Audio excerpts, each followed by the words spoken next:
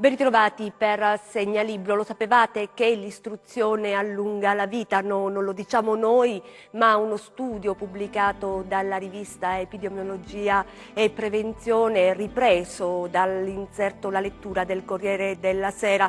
I dati in questo Atlante rivelano che l'istruzione allunga di 4 anni la nostra esistenza, quindi l'auspicio dei ricercatori è quello di investire nelle politiche dell'istruzione perché migliora la qualità della vita e soprattutto la nostra salute. La pensavano evidentemente anche così anticamente, perché le biblioteche erano un punto di riferimento come quella importante di Alessandria d'Egitto, distrutta e poi ricostruita.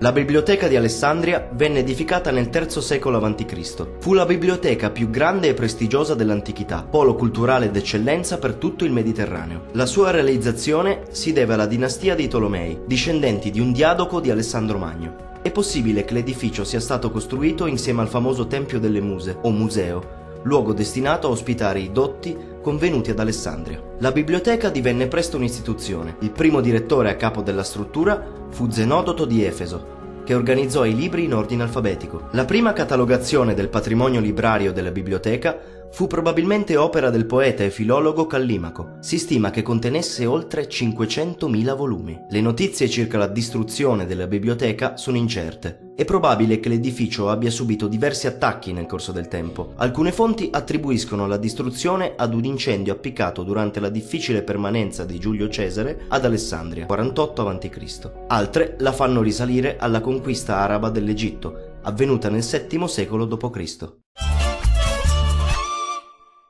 E i libri sono storie che rispecchiano i luoghi che abitiamo e le storie che attraversiamo. È il caso di alcune lettere scritte da una giovanissima scrittrice, lei si chiama Chantal Castiglione, e il libro è Canto per un ribelle.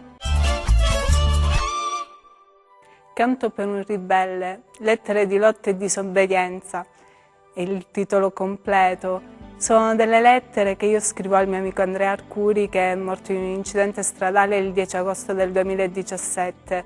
Sono delle lettere in cui non solo vi è una parte privata in cui racconto della nostra amicizia, dei nostri interessi in comune, parti di sogni da realizzare, ma soprattutto è quello in cui noi continuiamo a credere e portiamo avanti, i nostri ideali, che sono degli ideali naturalmente di parte, ma che in un certo senso abbracciano l'umanità intera, in quanto affronta delle tematiche molto stringenti dell'attualità, quali il razzismo, l'avanzata dei nuovi fascismi, e anche come il potere in un certo senso ingabbia i nostri corpi e ci rende degli omini tutti omologati. Invece noi abbiamo sempre cercato il colore, il differenziarci, ma non il differenziarci e il disobbedire in maniera negativa, come decostruire completamente quello che c'è, ma anzi arricchire la società in base ai nostri interessi, è quello di accogliere. Infatti io immagino sempre Andrea con le braccia aperte, pronto ad accogliere gli altri senza fare nessuna distinzione. Questo è il bello dell'umanità e dell'umanità che a me piace raccontare. E raccontarla in questo modo credo sia anche molto più efficace, perché arriva dritto il messaggio, senza troppi giri di parole. Infatti disobbedire ed essere ribelli in questo senso non è, come tanti vogliono farci credere, qualcosa di brutto, comunque qualcosa che mette ai margini, ma invece è riferita a tutte quelle persone che sono ai margini, che invece noi vogliamo che vengano incluse nelle nostre società. Per questo vi è anche una forte valenza degli ideali e delle ideologie condivise, che sono ideologie appunto che servono per restare umani. Mentre la voce di Paolo ci racconta una storia, ritorniamo ad essere noi. È come un regalo in anticipo che si è desiderato da tempo. Quando arriva ti riempie proprio, ti attraversa fino all'ultimo e più nascosto brandello di te. Le sue parole prendono posto in ciò che di più magico compone le nostre esistenze, nella parte che teniamo più nascosta per timidezze, paure o semplicemente per preservarla, perché è solo nostra. Ogni volta che sono triste metto a palla questa canzone, volume altissimo, anche per la felicità dei vicini. E ancora la poesia per dare voce a piccoli borghi, con la lingua dei piccoli borghi che è il dialetto. È il caso di Giuseppe Salvatore e delle sue piccole storie. Piccole storie senza tempo è una raccolta poetica scritta in un percorso lungo 10 anni. Io preferisco chiamarlo cammino, perché il cammino dà l'idea del tempo che passa a rilento e la sua parola, presa nel suo significato originario, dà l'idea proprio dell'andare a piedi, del camminare, quindi di attraversare uno stesso luogo più volte e ritornarci quando uno vuole. In questo caso si tratta del piccolo paese, del borgo natio, dove nascono le piccole storie, cioè le storie di tutti i giorni che si intrecciano alle grandi storie e qui vengono raccontate nella maniera di una volta, come se l'interlocutore fosse il nostro vicino di casa, l'amico di tutti i giorni, oppure come se ci trovassimo in un bar insieme a tanti amici a discorrere delle cose di tutti i giorni. Correvi scalza e i tuoi piedi nudi calpestavano i vetri del tuo cammino.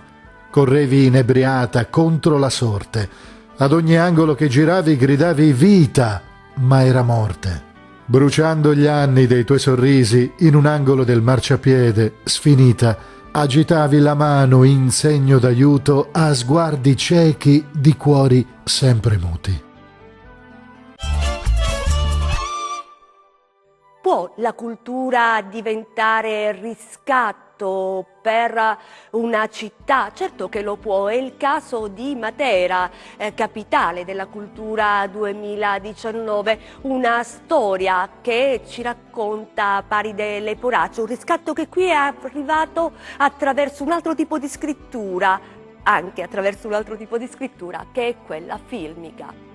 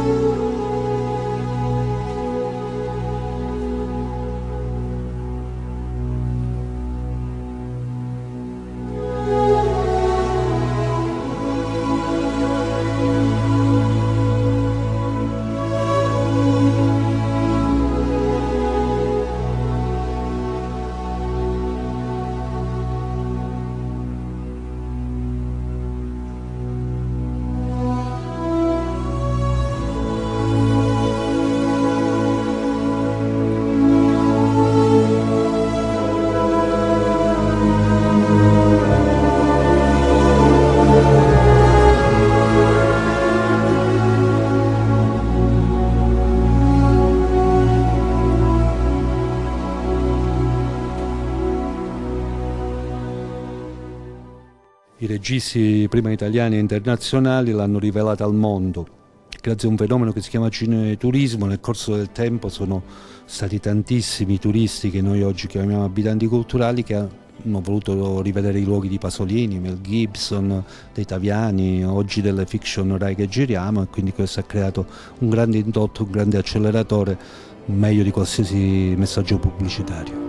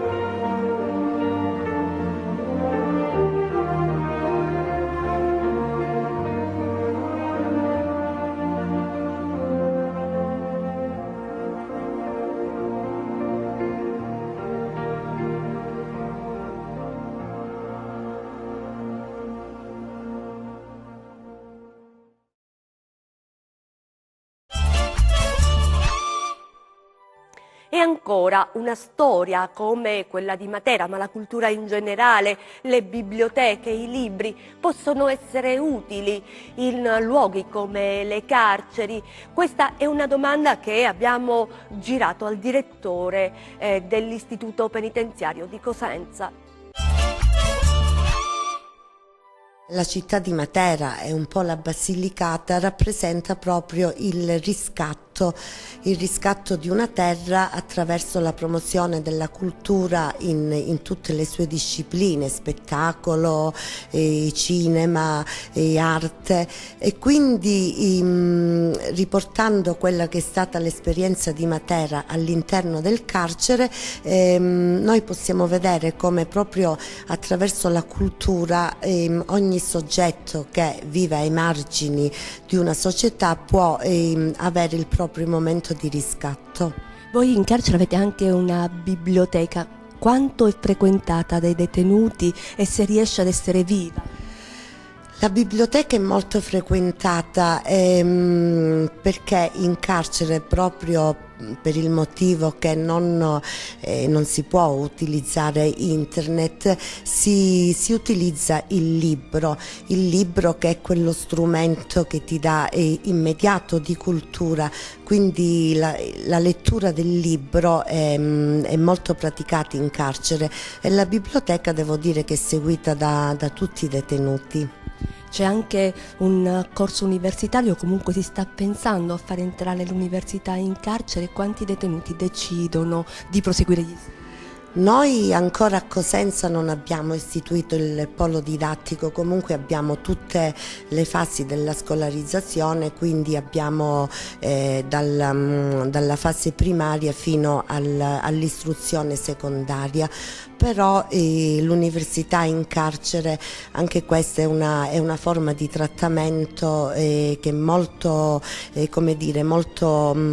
approvata dalla nostra amministrazione. Ad esempio nel carcere di Rossano, che è un istituto che sto dirigendo momentaneamente, c'è proprio il polo universitario, quindi l'Università della Calabria, l'unica, viene in carcere e con i propri docenti, i propri tutor aiuta gli alunni alla preparazione universitaria. Chiudiamo come sempre con la classifica dei libri più venduti della settimana. Scivola al 10° posto questa settimana il saggio The Game di Alessandro Baricco, edito da Einaudi, pagine di un viaggio nell'era moderna attraverso oggetti diversi dal passato, strumenti di quella rivoluzione tecnologica che ha portato, sostiene l'autore, ad un'insurrezione mentale. I pionieri di internet si aspettavano questo risultato? La risposta la troverete leggendo. 9° posto per Elena Ferrante con Storia della bambina perduta, edito da EO, 4° e ultimo volume dell'Amica Geniale, la saga italiana di grande successo portata sul piccolo schermo da Rai 1. Le due protagoniste, Lila ed Elena, sono ormai adulte, entrambe hanno lottato per uscire dal rione natale di Napoli. È la storia di un'amicizia forte e vera. 8° posto per Padrini fondatori, la sentenza sulla trattativa Stato-mafia che battezzò col sangue la Seconda Repubblica, di Marco Lillo e Marco Travaglio, editore Piper First. Fotogrammi di una stagione politica di un quarto di secolo fa, utile per capire l'Italia di oggi. 7° posto per Serotonina di Michel Houellebecq, edito dalla Nave di Teseo. Protagonista è un uomo che ha conosciuto la felicità e la fine della felicità. Il 46enne funzionario del Ministero dell'Agricoltura vive in un brutto appartamento a Parigi, un romanzo intriso di ironia amara. Resta al 6° posto Marco Missiroli e il suo Fedeltà, edito da Einaudi, un romanzo sulla fedeltà all'altro, ma soprattutto a se stessi. Così è stato definito questo libro dall'avvolgente scrittura. Al 5° posto Rien ne veut plus di Antonio Manzini, edito da Sellerio, nuovo capitolo sul vicequestore Rocco Schiavone, alle prese con la scomparsa di un portavalori carico di 3 milioni di euro. La personalità del vicequestore cinico, ma con una umanità insospettabile, conquista i lettori. Quarto posto per Conversazione su Tiresia di Andrea Camilleri, edito da Sellerio. Indossando i panni di Tiresia, Camilleri, con la potenza del mito e la forza della sua narrazione, conferma l'incrollabile passione per il teatro, la formidabile cultura e ci regala un'opera unica, preziosa. Scivola al terzo posto La ragazza della luna di Lucinda Riley, edito da Giunti, quinto episodio della saga delle Sette sorelle, l'avventura di Tiggy a caccia delle sue origini, l'incontro con strani personaggi, scrittura incalzante in una contaminazione di storia e fantasy. Conquista il secondo posto il nuovo libro di Matteo Renzi, Un'altra strada, idee per l'Italia di domani, edito da Feltrinelli. Pagine in cui l'autore, con chiarezza e senza sconti, dà forma a una nuova narrazione dell'avvenire, fermamente convinto che se l'Italia fa l'Italia non ce n'è per nessuno. Resta saldamente in testa Gianrico Carofiglio con la versione di Fenoglio, edito da Einaudi, pagine in cui si narra dell'incontro fra un ragazzo e un anziano investigatore, un intreccio di racconti polizieschi e al tempo stesso un sorprendente manuale sull'arte dell'investigazione. Grazie per essere stati con noi, grazie a Luca Chito che insieme a me fa questo viaggio, che è un viaggio davvero emozionante nella cultura calabrese e non solo, e grazie anche per la fiducia che ci accordate, continuate a segnalarci le pubblicazioni, vi aspettiamo.